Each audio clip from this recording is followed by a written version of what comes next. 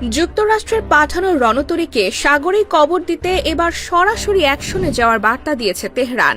পারস্য উপসাগরে পাঠানো আমেরিকার গর্বের প্রতীক বিমানবাহী রণতরী ইউএসএস আব্রাহাম লিঙ্কন এখন ইরানের মিসাইলের সহজ লক্ষ্যবস্তু।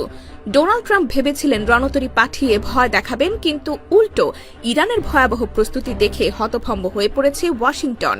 তেহরান পরিষ্কার জানিয়ে দিয়েছে, আমেরিকার এই বিশাল যুদ্ধজাহাজ সাগরে ভাসমান কফিনে পরিণত হতে পারে।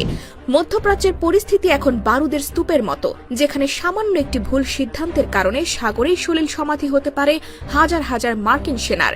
ইরানের পররাষ্ট্র মন্ত্রণালয় এবং সামরিক বাহিনী হুমকি দিয়ে বলেছেন, তারা যে কোনো আগ্রাসনের দাঁত ভাঙার জবাব দিতে পুরোপুরি প্রস্তুত। যুক্তরাষ্ট্র মধ্যপ্রাচ্যে তাদের বিমানবাহী রণতরী মোতায়েন করার পর থেকেই ইরান সর্বোচ্চ সতর্ক অবস্থানে রয়েছে।